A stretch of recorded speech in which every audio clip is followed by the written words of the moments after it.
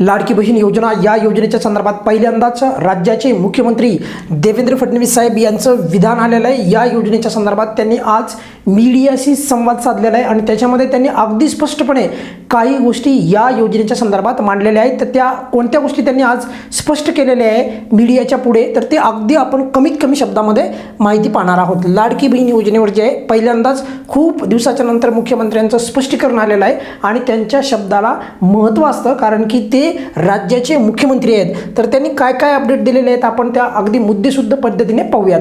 पहिली त्यांनी गोष्ट जी सांगितलेली आहे की 5 लाख लाडक्या बहिणी ज्या आहेत तर त्या सरकारी नोकरी असल्यामुळे त्यांना अपात्र करण्यात आलेलं आहे। आता ज्यांच्या कुटुंबामध्ये सरकारी नोकर असेल तर त्यांना लाभ मिळाला नाही पाहिजे या मताचा मी पण आहे।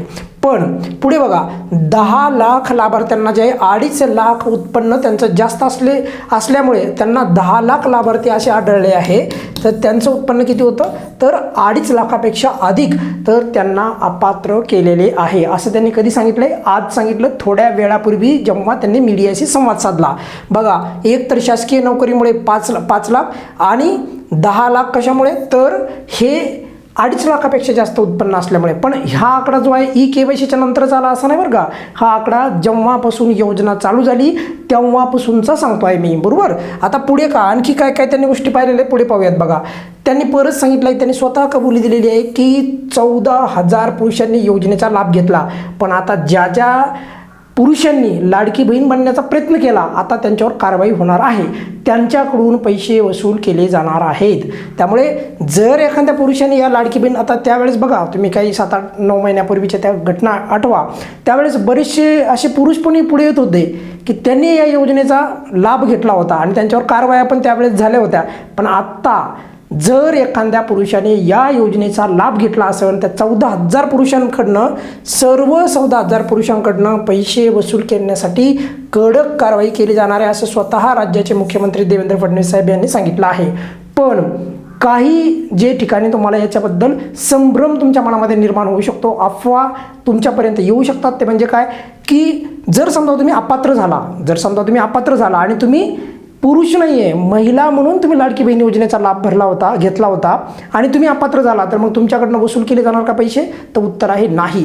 त्यामुळे बघा, सर्वच लाडक्या बहिणींनी कोणत्याही पद्धतीने अफवांवर लक्ष देऊ नये। त्या लाडक्या बहिणींकडनं जर अपात्र झाले असतील तर त्यांच्याकडनं पैसे वसूल केले जाणार नाहीत। कारण काय होतं की काही लाडक्या बहिणींना त्याची भीती वाटते की नाही सर, मग आम्ही अपात्र झालो मग आमच्याकडनं पैसे घेतले जाणार का? तर पैसे घेतले जाणार नाहीत।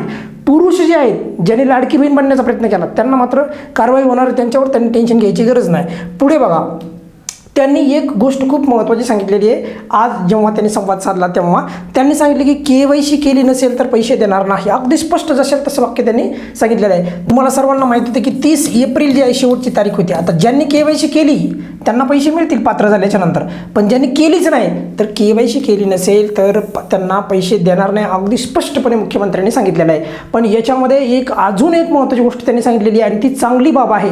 त्यांनी सांगितलं जर तुम्ही पात्र असाल, जर तुम्ही केवायसी करायला तयार असाल तर आम्ही केवायसीचा विंडो परत ओपन करू। म्हणजे स्वतः मुख्यमंत्र्यांनी आज सांगितलेलं आहे, काय सांगितलंय की आम्ही परत वेबसाईट चालू करू शकतो, अशा प्रकारचे संकेत त्यांनी दिलेले आहेत आज। जर पात्र असतील काही लाडक्या बहिणी ज्यांना केवायसी करण्याची संधी मिळाली नसेल तर त्यामुळे माझी पण विनंती आहे राज्य शासनाला, मुख्यमंत्र्यांना की तुम्ही लवकरात लवकर लाडकी बहीण योजनेचं जे जूनला परत पोर्टल चालू करणार होता तर ज्या लाभार्थ्यांनी आतापर्यंत केवायसी केली नाही त्यांच्यासाठी नक्की एकदा पोर्टल काही कालावधीसाठी ओपन करा। आणि ओपन करताना एक गोष्ट मात्र नक्की करा, ती म्हणजे काय, ज्या लाडक्या बहिणी एकल लाडक्या बहिणी आहेत म्हणजे परित्यक्ता लाडक्या बहिणी आहेत त्यांना केवायसी करण्याचा पण ऑप्शन त्या पोर्टलवर आणा, मागच्या वेळेस नव्हता। ही बाब अत्यंत महत्त्वाची आहे आणि लवकरात लवकर ज्यांनी केवायसी केली नाही त्यांना आज जसं त्यांनी संकेत दिला की त्यांना आम्ही केवायसी पोर्टलचा विंडो ओपन करू शकतो किंवा करण्यासाठी आम्ही तयार आहोत असं स्वतः मुख्यमंत्री म्हणलेत आज।